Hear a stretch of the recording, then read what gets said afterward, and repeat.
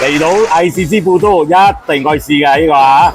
哇！而家咧我嚟咧就嗌咗一個大山腳嘅美食咧，嗌做潮州蒸大板啊！好煙啊！真係我中意呢個粉，呢個粉啊，嗱，呢個質感真真係係啊，真係嗰個係識食啊！其實好多人咧就睇唔到，諗到呢啲係茄標咯，唔係河粉咯，但係呢個係手工做嘅，嗌做大板啊！啊，所以你食落去嘅感覺係唔同嘅。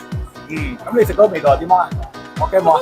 我覺得好滑咯，嗰個非常滑。呢個湯汁咧又教出嚟咧，即係諗到酸酸甜甜啊，好開胃。啊，即係我哋講好似潮州咯，我哋講潮州蒸啊，就係番茄啊，魚膠啊，同埋即係佢啊有帶少少對甜鹹嘅特色啊，啲通粉啊、河粉入面有檸有檸檬青檸啊、係青檸啊嗰啲啊、香草啊嗰啲嘢，即係自地嗰啲啊，佢哋同埋有海鮮啊，襯埋啲嘢落去真係好。所以都 OK， 呢個俾幾多分？呢個99分啦。